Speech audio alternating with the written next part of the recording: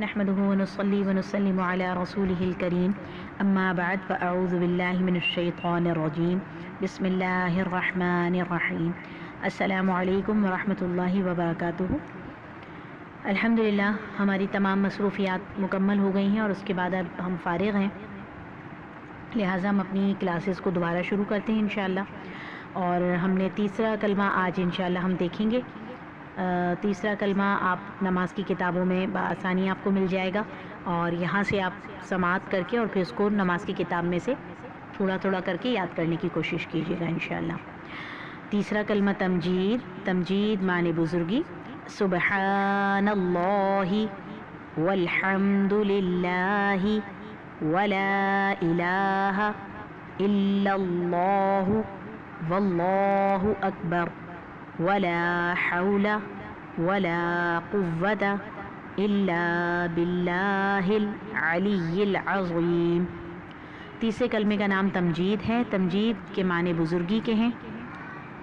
اس کا ترجمہ کچھ اس طرح ہے: اللہ پاک ہے، سب تعریفیں اللہ ہی کے لیے ہیں، اللہ کے سوا کوئی معبود نہیں، اللہ بہت بڑا ہے، گناہوں سے بچنے کی طاقت اور نیک کام کرنے کی قوت اللہ ہی کی طرف سے ہے جو بہت بلند عظمت والا ہے۔ آج انشاءاللہ ہم خواتین کے مسائل کے حوالے سے بناؤ سنگھار پر بات کریں گے۔ بناؤ سنگھار کے شرعی احکام۔ خواتین کے لیے کون سی زیب و زینت، میک اپ، لباس، زیور جائز ہیں اور کیا جائز نہیں ہیں، اس پہ ہم انشاءاللہ بات کریں گے۔ تو اس کے اندر سب سے پہلے ہم دیکھتے ہیں کہ لباس کے حوالے سے کیا احکامات ہیں۔ تو پہلی تو یہاں یہ وضاحت کر دوں کہ حضور نبی کریم صلی اللہ تعالیٰ علیہ وآلہ وسلم نے ارشاد فرمایا کہ مجھے اس دنیا میں 3 چیزیں محبوب ہیں۔ نمبر 1 خوشبو، نمبر 2 مسواک، نمبر 3 نیک عورت، مومنہ عورت، پارسا عورت۔ اور اللہ نے عورت کی فطرت کے اندر ایک چیز رکھی ہے کہ وہ سجنا اور سنورنا چاہتی ہے، کیونکہ اللہ نے عورت کو حسن عطا فرمایا ہے۔ عورت کی جسمانی ساخت، عورت کے نقش و نگار، عورت کے ناز و انداز، عورت کا چلنا پھرنا، ہر چیز میں اللہ نے نزاکت رکھی ہے۔ اور نزاکت اور خوبصورتی رکھی ہی اس لیے ہے تاکہ مرد اور عورت کا رشتہ نکاح کی صورت میں جوڑ بنایا جائے، اور پھر مرد اپنی خواتین کو دیکھ کر ان کی خوبصورتی، ان کی نزاکت، ان کے لباس، ان کی تراش خراش، ان کی ہر چیز کا خیال رکھتے ہوئے ان کو مکمل آزادی دی گئی ہے کہ وہ بناؤ سنگھار کریں۔ لیکن جیسا کہ ہر چیز کی کچھ حدود ہیں، ہر چیز کے کچھ اصول ہیں، ہر چیز کے لیے کچھ شرائط ہیں، بالکل اسی طرح عورت کے بناؤ سنگھار کے لیے بھی کچھ شرائط ہیں، جس کو ہم انشاءاللہ آج دیکھیں گے۔ جس میں پہلی ہم چیز دیکھیں گے لباس۔ لباس کے اندر شرعی حکم اور شرعی شرائط جو ہیں وہ 3 ہیں۔ نمبر 1 لباس مردانہ وضاقتہ کا نہ ہو۔ کوئی بھی لباس ایسا نہ ہو جس میں مردانہ وضاقتہ ہو، مردانہ مشابہت آتی ہو۔ نمبر 2 لباس اتنا باریک نہ ہو جس میں سے جسم چھلکتا ہوا نظر آتا ہو۔ نمبر 3 لباس اتنا چست نہ ہو جس کے اندر سے بدن نمایاں ہوتا ہو۔ یہ 3 شرائط ہیں۔ اب ان شرائط کو اگر ہم ادا کرتے ہیں تو ہم ساڑی بھی پہن سکتے ہیں۔ ہماری ڈھیلی ڈھالی ساڑی ہے، آگے پیچھے سے ہمارا بدن چھپا ہوا ہے، آستینیں ہماری فل ہیں، تو ہم ساڑی بھی پہن سکتے ہیں، میکسی بھی پہن سکتے ہیں۔ لانگ اسکرٹ جو کہ سعودیہ کے اندر پہنا جاتا ہے، خواتین پہنتی ہیں، تھوڑی سی لمبی شرٹ ہوتی ہے، اس کے ساتھ لانگ اسکرٹ ہوتا ہے، وہ بھی پہنا جا سکتا ہے۔ انارکلی فراک اور پجامہ بھی پہنا جا سکتا ہے، غرارہ بھی پہنا جا سکتا ہے، شرارہ بھی پہنا جا سکتا ہے۔ ہر طرح کا لباس، یہاں تک کہ ٹراؤزر شرٹ جو ڈھیلا ڈھیلا ہو، جیسا کہ ملائیشیا انڈونیشیا میں خواتین پہنتی ہیں، وہ بھی پہنا جا سکتا ہے. بس بات اتنی ہے کہ بے پردی کی نہ ہو. اور یہ تو ظاہر ہے آپ کو سمجھ میں آئی گئی ہوگی کہ جتنے بھی لباس ہیں یہ محرموں کی بات ہو رہی ہے, نامحرم کے سامنے پہننے کی بات نہیں ہو رہی کہ آپ کہیں کہ انہوں نے تو کہا تھا کہ ہم ٹراؤزر, شرٹ, میکسی, شرارہ, غرارہ, فراک کچھ بھی پہن سکتے ہیں. تو یہ محرم کے سامنے بات ہو رہی ہے. ہمارے گھر کے جو محرم مرد ہیں یعنی کہ ہمارے بھائی, ہمارے بھانجا بھانجی, ہمارے بھتیجا بھتیجی, ہمارے خالو, خالو محرم نہیں ہے, ماموں, چچا, شوہر, جتنے محرم رشتے ہیں جن سے نکاح نہیں ہو سکتا, یہ ان کے سامنے پہناوے کی بات ہو رہی ہے, اور خواتین کے سامنے. باقی تو کوئی بھی آپ چاہے کتنا ہی آپ کا پورا لباس ہو, لیکن اگر آپ بے پردہ ہوں تو پھر وہ شریعت میں نہیں آتا اور وہ منع ہے. تو اب بات یہاں پہ پہلے لباس کی آ گئی کہ لباس اتنا باریک نہ ہو جس کے اندر ہمارا ٹیشو, جس کو ہم آرگنزا بھی کہتے ہیں, جارجٹ ہے, نیٹ ہے, یہ منع ہے. اور آج کل تو بلکہ لون بھی ایسی آ رہی ہے جو بہت باریک ہے, جس کے اندر سے جسم باقاعدہ چھلکتا ہوا نظر آتا ہے, اور ایسے لباس میں تو نماز بھی ہماری جو ہے وہ نہیں ہوگی. آج کل شلواریں تو بہت زیادہ باریک آ رہی ہیں جس میں سے پوری پوری ٹانگیں جو ہیں وہ نظر آتی ہیں. پھر یہ جو ٹائٹس ہمارے آج کل چلی ہوئی ہیں بچیوں کی, جو ہم ٹائٹس پہناتے ہیں, اور اسی طرح ہماری اونچی شرٹس ہیں, اتنی اونچی ہوتی ہیں جس میں سے باقاعدہ ہماری رومالی تک نظر آ رہی ہوتی ہے پاجامے کی, اور ہماری رانیں جو ہیں وہ باقاعدہ نمایاں ہو رہی ہوتی ہیں. تو یہ لباس جو ہے وہ بالکل منع ہے. اتنے ڈیپ گلے جس کے اندر سے باقاعدہ آپ کا سینہ جھلکتا ہوا نظر آتا ہو, یا پھر آپ سلیو لیس شرٹس پہن رہے ہیں, یہ سب ممنوع ہیں. تو یہ بات تھی ہماری لباس کی. لباس کے اندر جو سطر ہے ہمارا, وہ ہمارا سطر جو ہے وہ کلائیوں سے لے کر, یہ میں محرموں کے سامنے کی بات کر رہی ہوں, نامحرم کی بات نہیں کر رہی. محرم کے سامنے سوائے شوہر کے باقی جو ہمارے محرم ہیں, یعنی باپ, بھائی, چچا, تایا, ماموں اور بھانجا بھانجی, بھتیجا بھتیجی کے سامنے بھی جس لباس کی اجازت ہے وہ یہ ہے کہ کلائی سے لے کے پاؤں کے ٹخنے تک پورا سطر چھپا ہوا ہوگا. صرف ہماری ہاتھ کھلے ہوئے ہوں گے, ہتھیلیوں والے ہاتھ, اور ہمارے پاؤں ٹخنوں کے نیچے نیچے, اور ہمارا چہرہ, یہ محرموں کے سامنے ہم کھول سکتے ہیں. باقی جو ہے وہ پورا ہمارا پردہ ہے. اچھا, اس کے بعد بات آ جاتی ہے میک اپ کے حوالے سے. تو میک اپ کے اندر تمام مصنوعات ہم استعمال کر سکتے ہیں. ہم بلش آن بھی لگا سکتے ہیں, آئی شیڈز بھی لگا سکتے ہیں, لپسٹک لگا سکتے ہیں, لپ گلوز لگا سکتے ہیں, فاؤنڈیشن لگا سکتے ہیں, اور کسی بھی طرح کا میک اپ ہو وہ ہم لگا سکتے ہیں. لیکن اس کے اندر چند احتیاطیں ہیں, جس کے اندر پہلی چیز تو یہ ہے کہ اگر ہم نے water proof make up use کیا ہے تو پھر اس کو کرنے کے بعد ہم وضو نہیں کر سکتے. آپ وضو کر لیں, وضو کرنے کے بعد آپ چاہے واٹر پروف استعمال کریں یا نارمل میک اپ یوز کریں, آپ کر سکتی ہیں. دوسری چیز یہ ہے کہ آپ کے میک اپ کے اندر حرام اشیاء جو ہیں وہ استعمال نہ کی گئی ہوں, جیسا کہ اکثر جو باہر کی پروڈکٹس ہوتی ہیں اس کے اندر خنزیر کی چربی جو ہے وہ استعمال کی جاتی ہے. اور خنزیر کے بارے میں حکم ہے کہ اس کا بال, اس کے ناخن, اس کی کھال, یہاں تک کہ اس کی چربی بھی حرام ہے. اگر کسی بھی مصنوعات کے اندر اس کی چربی استعمال کی گئی ہے تو وہ ہم یوز نہیں کر سکتے ہیں. لہٰذا پہلے پروڈکٹ کو جو ہے وہ آپ چیک کر لیں کہ اس کے اندر جو ہے کیا کیا اجزاء جو ہیں وہ شامل کیے گئے ہیں. اور ایک چیز خود ہم یہ بھی سمجھ لیں نا کہ جب ہم لپسٹک لگاتے ہیں اور اگر اس کے اندر خنزیر کی چربی وغیرہ یوز کی گئی ہے, تو جب ہم کھانا کھاتے ہیں یا پانی پی رہے ہیں تو اس کے اجزاء ہمارے پیٹ کے اندر اگر وہ ذرا سا بھی ذرہ ہے تو حرام نا, تو وہ ہمارے پیٹ میں جا رہے ہیں.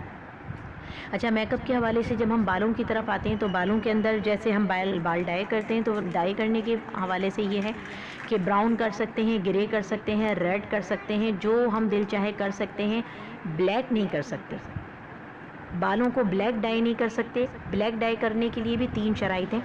اگر کوئی شخص اتنا بوڑھا ہو گیا ہے کہ اس کی بچیاں گھر میں جوان ہیں, بیٹیاں جوان بیٹھی ہوئی ہیں, اور اس آدمی کے بال جو ہیں وہ بوڑھے ہونے کی وجہ سے سفید ہو گئے ہیں, تو وہ اپنے بالوں کو رنگ سکتا ہے تاکہ لوگ مجھے بوڑھا نہ سمجھیں اور میری بیٹیوں کے لیے مجھے کمزور نہ سمجھیں. دوسری چیز, ایک وہ فوجی جو سرحد پہ کھڑا ہوتا ہے, اس کے بال اگر سفید ہو گئے ہیں وقت سے پہلے تو وہ اپنے بالوں کو رنگ سکتا ہے تاکہ سرحد کے لوگ اس کو کمزور نہ سمجھیں. تیسری, وہ لڑکی جس کی ابھی تک شادی نہیں ہوئی ہے اور وقت سے پہلے اس کے بال سفید ہو گئے ہیں اور اس کی وجہ سے اس کے رشتے نہیں آئیں گے, وہ اپنے بالوں کو رنگ سکتی ہے. اس کے علاوہ کسی کو بھی بلیک ڈائی کرنے کی اجازت نہیں ہے. پھر بالوں کے حوالے سے ایک اور چیز جو ممنوع ہے وہ یہ ہے کہ ہم مصنوعی بال نہیں لگا سکتے. حدیث میں اس کی سخت ممانعت آئی ہے کہ کسی کے بال اپنے بالوں میں ملا کر مت لگاؤ. چاہے وہ جوڑے کی صورت ہوں، چوٹی کی صورت ہوں۔ ہاں ایک صورت ہے کہ اگر کسی کے بال جو ہیں وہ بالکل ہی ختم ہو گئے ہیں، آج کل جیسے کچھ علاج ایسے ہیں جن کے بعد بال بالکل ختم ہو جاتے ہیں، تو پھر ہم ایسی کوئی وگ استعمال کریں جو ہمارے سر سے بالکل جڑ جائے، تو وہ یعنی کہ اس کو پرماننٹلی اس کو لگا لیا جائے، تو وہ بات ایک الگ ہے۔ اس کے اندر بھی ہم دیکھیں گے کہ بال جو لگائے جا رہے ہیں وہ حلال ہیں یا حرام ہیں، کسی حرام جانور کے بال تو نہیں ہیں یا کوئی حرام اجزاء سے تیار کیے گئے تو نہیں ہیں، تو وہ پھر ہم لگوا سکتے ہیں۔ اس کے علاوہ علماء کرام تو یہ آئی لیشز بھی لگانے کو منع کر رہے ہیں، کیونکہ بات جو ہے وہ مصنوعی بالوں کی ہے نا، تو پھر ہم وہ آئی لیشز بھی جو ہیں وہ نہیں لگا سکتے۔ دلہن کے لیے ضرورت پڑتی ہے بوقت ضرورت بوجہ مجبوری لگانی پڑ رہے تو لگا لیں۔ یہی حکم ناخنوں کے لیے ہے کہ ناخن بھی اگر نہ ہی لگائے جائیں تو زیادہ بہتر ہے، اور اگر لگا بھی لیے ہیں تو پھر وہ نماز سے پہلے ہٹا لیے جائیں، نیل پالش بھی اور اس طرح کی ناخن وغیرہ بھی۔ اب آ جاتے ہیں ہم اپنے پارلر کے حوالے سے۔ جب ہم پارلر جاتے ہیں تو کیا کیا کروا سکتے ہیں؟ پارلر جب آپ جاتے ہیں سب کچھ کروا سکتے ہیں، تھریڈ کروا سکتے ہیں، ویکس کروا سکتے ہیں، چہرے پہ اگر آپ کے رواں ہیں، بال ہے، وہ سب ختم کروا سکتے ہیں، اس کے لیے کوئی ممانعت نہیں ہے۔ صرف ایک چیز ہے جس کے لیے سخت ممانعت اور حرام کا لفظ استعمال کیا گیا کہ بھویں بنوانا حرام ہے، اور ایسی عورت پر حضور نبی علیہ الصلوۃ والسلام نے لعنت فرمائی ہے جو اپنے بھووں کے بال نچواتی ہو۔ اب یہاں پہ سوال اگر ہم یہ کریں کہ کیوں، تو یہ بے ادبی ہے۔ حضور نبی کریم صلی اللہ علیہ وسلم نے منع فرما دیا کہ بھووں کے بال اکھڑوانے والی پر لعنت ہے۔ آپ اس کی کوئی اور دوسری صورت اختیار کر سکتے ہیں، مثال کے طور پہ آپ آئی پینسل یوز کر سکتے ہیں۔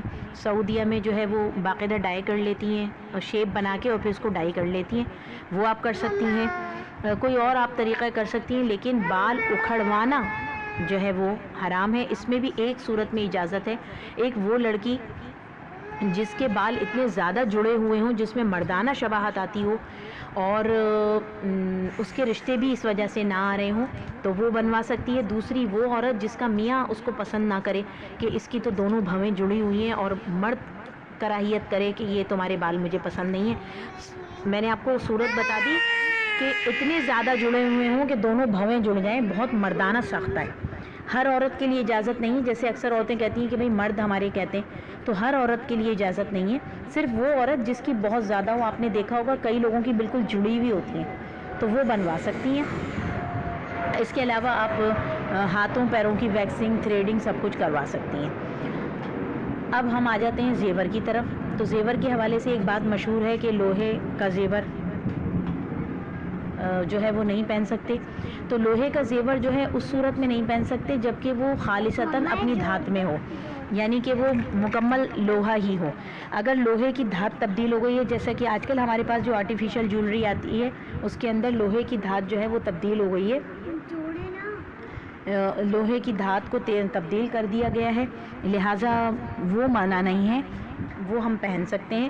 ہاں پہلے زمانے میں جیسے کہ باقاعدہ لوہا ہی پہنا جاتا تھا تو وہ منع ہے، اور لیکن اس کے اندر ایک چیز ہے کہ ایسا زیور نہ پہنا جائے جو بجتا ہو، مثلاً جیسے گھنگرو وغیرہ ہیں، گھنگرو پہننا یا کسی بھی چیز میں اگر ایسی کوئی چیز لگی ہوئی ہے جو بجے اور بجنے کے بعد نامحرم اس کی طرف متوجہ ہوں تو ایسا زیور جو ہے وہ منع ہے۔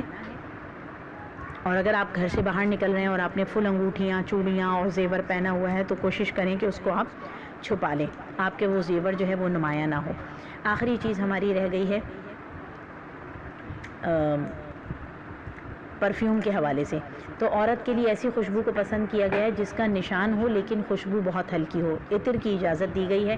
پرفیوم کے حوالے سے آپ دیکھ لیں، اگر کسی پرفیوم میں حلال اجزاء ہیں تو وہ آپ لگا سکتی ہیں، لگا کے نماز بھی پڑھ سکتی ہیں، لیکن اگر حرام اجزاء ہیں تو پھر وہی والی بات آ گئی کہ آپ اس کو لگا کے نماز نہیں پڑھ سکتے، اور خوشبو اتنی ہلکی ہو جو صرف آپ کی ہی حد تک محدود رہے، نامحرم تک اس کی خوشبو جو ہے وہ نہ پہنچے۔